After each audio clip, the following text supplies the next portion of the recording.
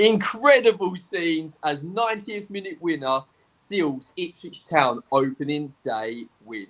Premier League, we have arrived. And are we more ready than last time? Welcome back to Where the Town Walk with myself, Luke, and today we've got Rich and Ian talking all things Ipswich after a brilliant opening day win. Rich, how beautiful did that win feel? It took us, 11 games last time? And I think we all knew the writing was on the wall, Luke, when it took that long. But look, yesterday, it was just a brilliant day. Great to be at Portman Road. A lot of, obviously, stadium updates going on, digital ticketing and all that. But look, the final result was great. Did we deserve it? Possibly. I think maybe a draw. But look, I'm not gonna sit here and grumble, because I think last time when we were in the Premier League, there was quite a few games early on, Luke, where we played quite well, but we never quite managed to get over the line. You know, them draws against Fulham and Villa and United and other games. But I think if we're going to stay in the Premier League, home form's key, and them small margin victories. You know, that Jack Clarke goal at the end there, it was great, wasn't it? And it just had to be him, didn't it? Yeah, definitely. I mean, there's one thing that Jack can do, and that is finish, and he definitely showed that. Ian, Rich alluded to the fact of the new ticketing system. How long did it take you to get into the ground, mate? Literally minutes. Went straight through. Really? Yeah, I'm in the Sir Ralph Ramsey, so they've already had the updated turnstiles from day one. I was worried that people would have problems, but no, it was really good. The changes they made at the back of the old Churchman stand, you know, it was a massive change, because before everyone used to filter in via like 5 tiny little turnstiles, and now it's spread across the back of the stand, which it's taken a little bit of time for the West Stand to get used to, I think, but they'll find it much easier once people realise you don't all have to queue on the park straight away. You can just push down a little bit further through the fan zone. But I went past the ground on the Friday. I was absolutely gobsmacked to think that it was the state it was in on Saturday. So that was absolutely amazing. So if we have people watching the podcast who are working on site, keep up the good work, guys and ladies, because you're doing a great job there, and it will certainly be worth the very small amount of pain. And I think it's going to timetable as well. So, but it's a spectacle on the bowl that's what counts, and the game certainly made up for any delays some fans felt getting inside the ground. Yeah, definitely, 100%. I did walk past the West Stand though, and the queue was back to the A14, so I did think it was a bit of a nightmare. But people don't listen, Luke. Mark Ashton, what did he say? Get there early. I was literally in the ground at 20-2. Get there early. Yeah, definitely. Mark said it. Mark said it himself. Let's get back to the stuff that happened on the pitch, because I don't know. There was a feel, wasn't it? And it was different. It definitely felt different.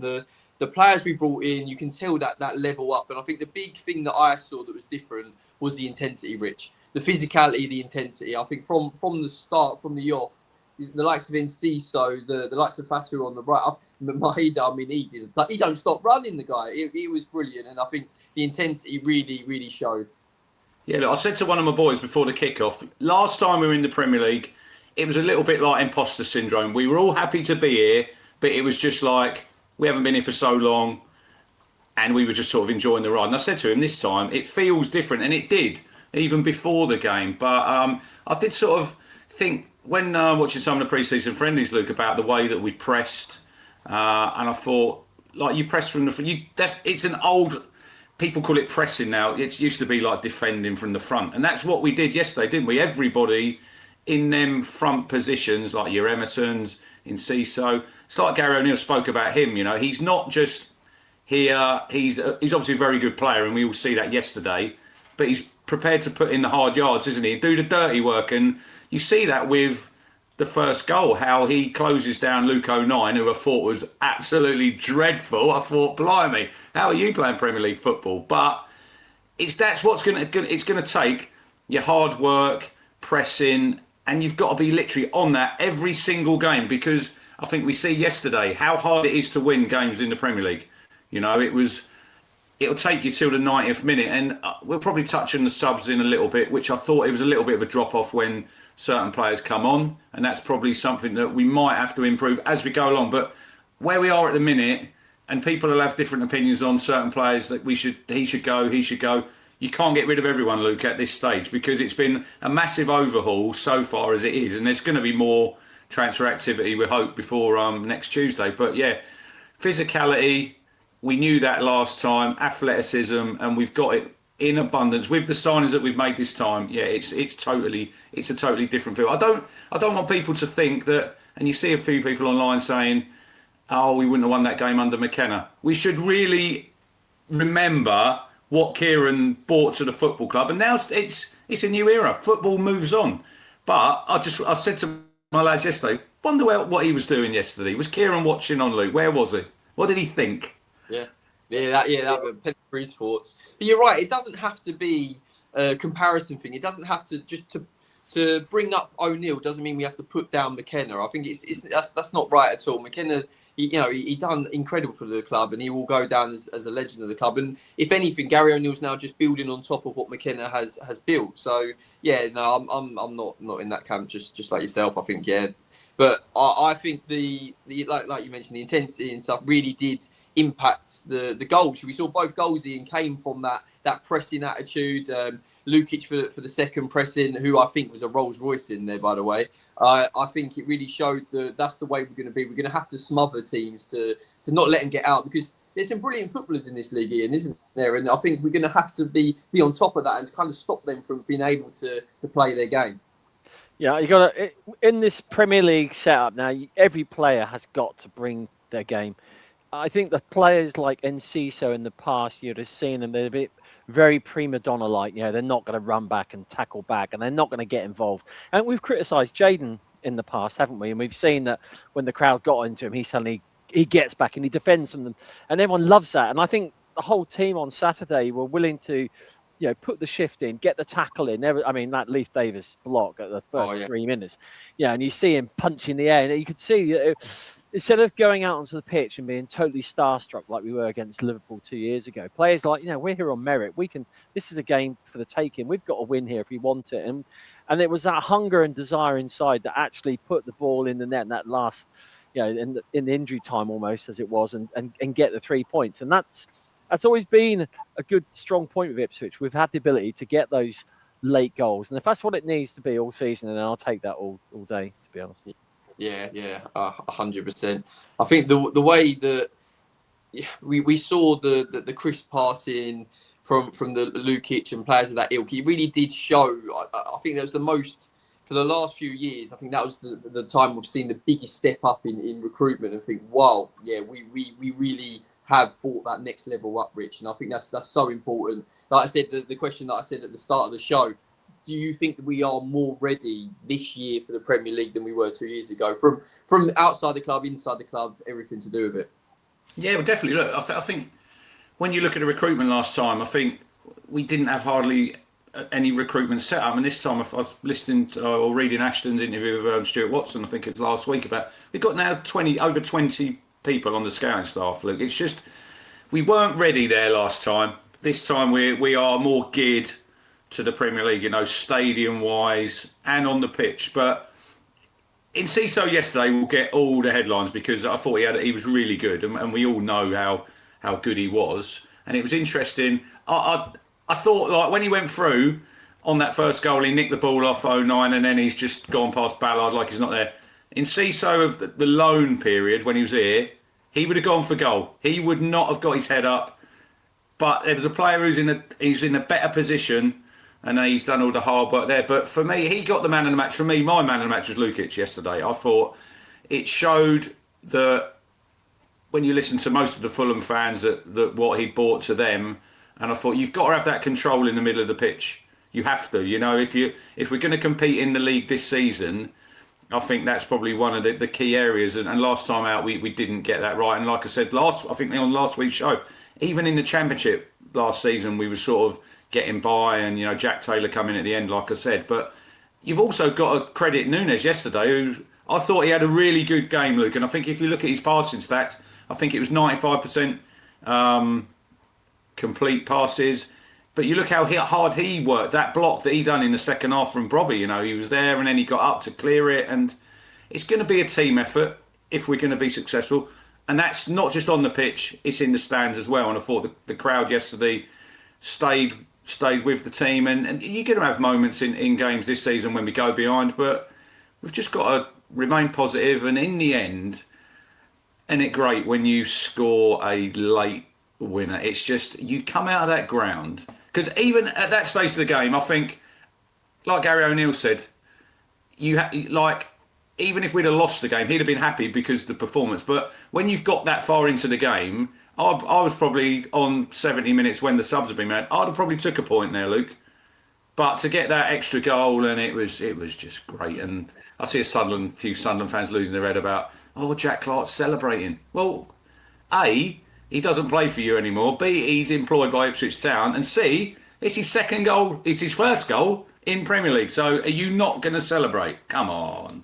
And it's a 90th minute winner. Exactly. You got to celebrate them. Ian, do you believe that we are ready for the Premier League this time, more so than we were 2 years ago? I think so. I mean, there's still areas we need to improve on, but it's understanding what that first recipe is you need for your first year into the Premier League, because it would be great, wouldn't it? Have the momentum of doing really well in the Championship and take that momentum into the Premier League and do really well in the Premier League. And I think those days are long gone because of the way tactics evolve at the top level. We said a couple of weeks ago that we need a disruptor, and I think that's what we had in the middle yesterday.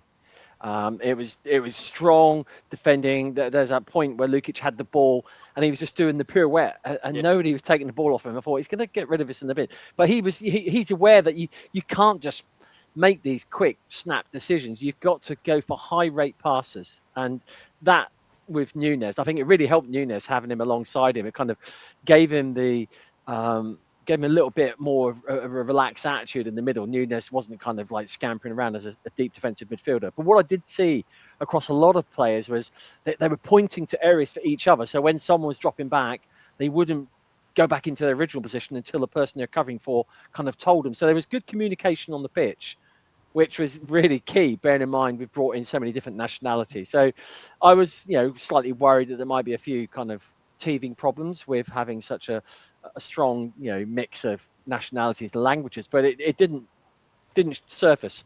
So that was another good point I felt as well. So, team spirit is certainly there in fist loads as well, which is what we really need to start off with. Yeah, definitely. I think the connection that the team seem to have already built is quite impressive in terms of the turnaround of players. So to have that sort of bond, that connection already, the communication, like you say, I think that was that bodes well for the rest of the season. And we've obviously touched on a lot of the new players, but I think we do need to give the flowers to Leaf and players that have been there. I think Núñez as well. I mean, there's a lot of question marks over Núñez. Can he make the step up, etc.? And listen, we're not getting carried away. It's only one game, but in that one game, I think he showed that he can play at that level for sure. But on the reverse of that, we do need to be honest with our opinions, and I do think that as Rich alluded to, that we're going to talk about when the subs were made. I do think there was a slight drop off. I think from my side of things, I definitely noticed it on the right side when. And I'm not just pointing McAteer out, but I do think that there was a drop off when Fatawu went off and McAteer came on. I just felt like we lost that right hand side so much, and under McKenna and under the last few years, we have dominated a lot on the left. So it was quite nice to see us sort of play on the left and the right especially in the first half. And then when McAteer came on, Rich, I just felt like we lost that a little bit. Yeah, just going back to sort of the sort of team spirit and that, and I think a lot of that comes from, you have to give O'Shea a lot of credit for that, because obviously he's Gary O'Neill's sort of voice on the pitch, isn't he? He's the captain of the club, and I think you still, even though we've made all these signings, Luke, you do have to have a little bit of the old guard in there, because you can't just literally replace everyone. I didn't think he was. I don't like him at right back. I'll be. He's a Premier League Luke Chambers for me there. Defensively, he done some good blocks, but I don't think he's good enough in a free, which we probably might see at Old Trafford next weekend. I wouldn't be surprised. Greaves as well. I think he's gone under the radar with his performance, because I thought he was excellent. But yeah, the subs, for me, it was quite stark, the sort of drop off when we obviously took off Fatawu. But Gary O'Neill did say about him, I think he'd had an injury. I think it was going to be a 14-day injury, and the medical staff had got him onto the pitch. So that's probably why he got replaced. And then obviously Enciso went off, and obviously Emersonn, and I just think it's hard because you look at Friday night when Arsenal play Coventry, and I know Coventry coming for a bit of stick, but I think whoever went to the Emirates is going to find it hard there. But you look at the benches that these teams have got, Luke, and when they brought the new sub rule in to have extra people on the bench, well, obviously all the big clubs wanted it, didn't they? Because you've got more internationals and you're going to get better players on there. So that is an area of worry for me, because I do think now under McKenna and probably the same under O'Neill, you're probably going to replace them front four players. You know, they don't normally finish the game, and he did speak about Enciso and Fatawu and Florentino didn't play. They've come in a little bit later. They're not quite up to speed at the minute with obviously pre-season and the fitness. So we've got to get, especially Enciso, we need to get him up to speed with his fitness, because he is such a key player, Luke. He's such a key player, and we see it yesterday, and it's only one game. But I think we need him on the pitch as much as we can, because if he's not on there, I think all of what we've got linking all them front positions, I think it's quite worrying for me. But we are where we are at the minute, and we can't expect too much, because the window's, we got another week. We can't sign everyone and we can't get rid of everyone. So there will be players, and then in January we might dip into the market again. But look, Akpom come on. He did look fitter to me than he had before. McAteer, look, he's a different player than Fatawu. You know, he's probably a bit more defensive minded, but he didn't really get in the game. But sometimes it is hard to get into the game when you're coming on and you've got to get up to the pace. But I didn't think Jack Clarke done much, Luke, and then he gets the winning goal. So there you go. Yeah, very true. A few points I want to touch on there. The Dara O'Shea one, I'm 50-50 with him playing right back, because we utilised that quite a lot from the goalkeeper. Switching it. So many balls over to him, wasn't he? And Dara was winning first contact. So I like that, because it helped us get up the pitch where we weren't trying to, dilly-dally with it, which sometimes we do like to do. There's times for that, but yeah, I quite like that we were going a little bit more direct to O'Shea, and he was winning first contact more often than not. Definitely so. And then, to your point about the forwards in terms of replacements and coming off the bench, I think we all expect a number 9 to come through the door. So I think that will definitely give competition with Emersonn. Emersonn done really well, and I think not many people have him down as starting if we do get in another number 9. But he shows that he can do it and score goals. So it'll be interesting to see what we do there. And like you say, we can't get rid of everybody, and we can't sign everyone. Yes, we would. In my opinion, I'd love to probably get another right winger that's similar to Fatawu, but there is only a certain amount of spaces in the squad. So it's going to be interesting to see what happens between now and the end of the window. Ian, let's move on to the next game, which is it's a bit of a funny one, isn't it? It was written, weren't it? Burnsy, Chaplin coming back to Portman Road, Leicester in the cup. I saw Burns obviously scored at the weekend. Chaplin doesn't seem to be getting minutes. I don't know if he's got a little knock or what's going on there. It's going to be a nice game for them to come back to. What are you expecting from the game, and what's your score predictions for Leicester in the League Cup? Well, I hope that Burns features. It'd be a shame if he doesn't actually come out onto the pitch. But yeah, I mean, Leicester reunion, so you go Fatawu and McAteer. I don't expect Fatawu to play. He may well make the bench. I wouldn't be surprised if he doesn't. Leicester, I think they're far too good a team to be in League One, despite the fact that they got beat on Saturday. But they're going to come to Ipswich, and it's not going to feel like a Premiership team versus a League One team.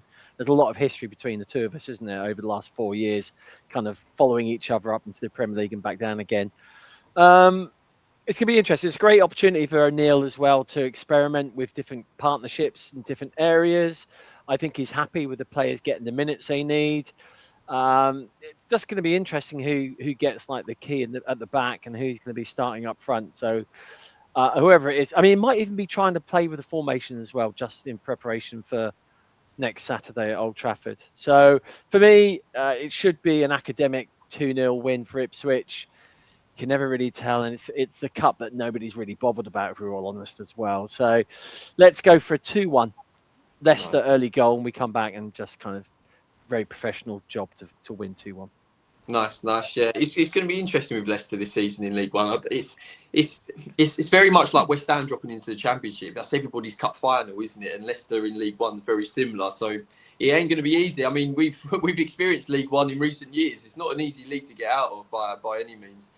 Rich, what's your thoughts, mate? Are we gonna give the Foxes a battering, or is it going to be a little bit of a respectful sort of win? It's probably a game we could do without. I totally agree there with Ian at this stage of the season as well. But it does give an opportunity for squad members to get. It'll change the whole 11. There might be the odd player play. It depends who partners Kipre at the back. It might be O'Shea plays, but you think Furlong will come in, and Enciso, I'd be wrapping him in cotton wool. I wouldn't have him anywhere near Portman Road. Go and put your feet up. We'll see you later in the week. But Leicester, look, it's an interesting.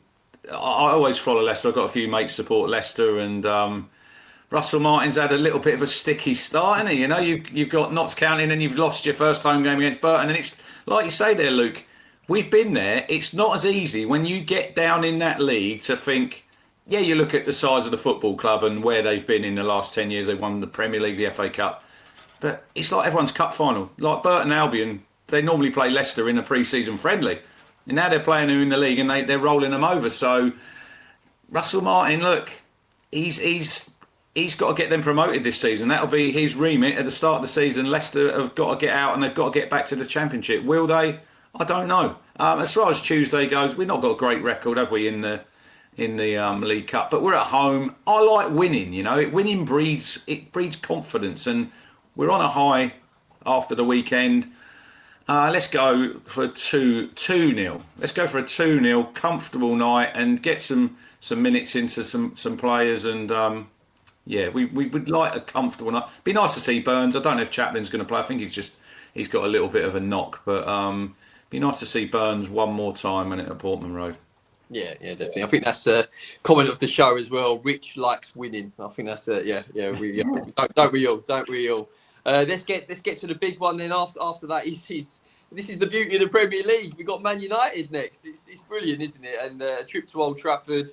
We actually did all right, didn't we, in that game? It was a bit of a crazy game last time we were in the Premier at Old Trafford. I'm still angry at that. I'm still angry at that game that night. I can't believe we didn't beat them. They were dreadful. They were there for the taking. And So is it going to be a similar game? Obviously, we saw what Hull did against United. Can we do something similar, Ian? Do you know the pressure's on Carrick, isn't it? I mean, that's great for us. Takes the pressure off us enormously. But Man United, they perform well under pressure normally. So it's to get a draw there. We have to say it's going to be a good result for us right now. So keep our feet on the ground, and just hope that the event, the whole occasion lifts the players up. And like we did, in the first game of the season, something inside you kind of just picks you up and don't go in there feeling, starstruck. I don't think the Manchester United team of today is the type of team you would have maybe 3 or 4 years ago had that same feeling. So maybe that's not going to be an issue. But I think it's going to be a difficult game. I'm going to put my neck out there and say we can get a 1-1 draw. I think that, not sure we've got a clean sheet in us yet, but I think we can certainly scrap for a 1-1 draw. I think we have the players to hit them on the counter, which is what we're going to have to look at doing. And a lot of this depends on whether, Gary O'Neill changed it up at the back and we go for this 5-man back, the back three with 2 wing backs. It depends, really. Like I said, the pressure is on Carrick and Manchester United after that abysmal outing at Hull on Saturday. So let's let them take the pressure. Let the crowd get on the back of them, and we can just sneak in there and hope we get like a similar opportunity to last time with a very dodgy back pass and Jaden just has a tap in. That'd be quite nice, wouldn't it? Brilliant. 1-1, Ian. You're getting me excited, mate. You're getting me excited.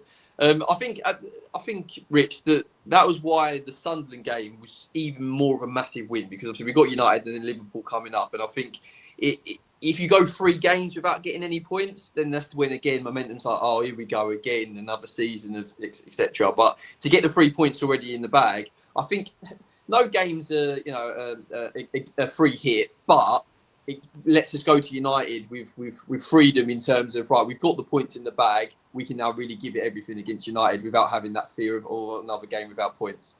Yeah, I look at the first 5 games in like a block, and then you've got that 3 weeks. So now, look, we've got 3 points. We've got another 4 games. We've obviously got the United and Liverpool game. Then we've got Palace and Everton. If we could get another win somewhere, Luke, and say we got 6, maybe 7 points, if we got a draw somewhere. Maybe I'm getting ahead of myself a little bit, but I'm looking at it like that. But I agree with Ian. It has taken the pressure off us now. Getting that monkey off your back, winning that first game of the season I think it's massive, because like I said earlier, it took us 11 games last time and the writing was on the wall. Now, we know what it takes to win here. We know that we're good enough to win here. Old Trafford, love going to Old Trafford. It's one of the iconic grounds. You should, as a player, going to that stadium on Sunday afternoon, you should raise your levels, because you're playing at one of the iconic stadiums in not just English football, I'd say world football. Theatre of dreams, they call it. Man United are not what they used to be. I think we all know that, but they're still a very good side.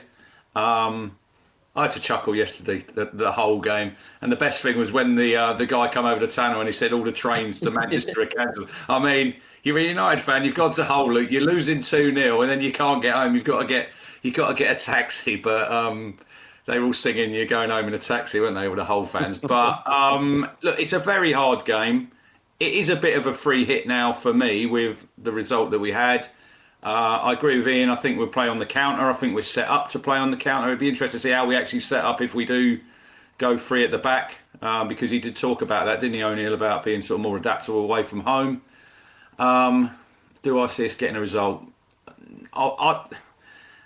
My heart says yeah, but my head says no. I think it might be a tight game, but I think in the end it'll be 3-1 Man U. I don't want to be the defeatist. I just want to be realistic, Yeah. We'd all love to go there. I think we've only won there once, Ian. I think that was 1984. I remember when we beat them. So it would be great to go to Old Trafford and get a victory in it. I mean, how amazing would that be? Look, I'm looking forward to going. I'm going up on the Saturday, staying over.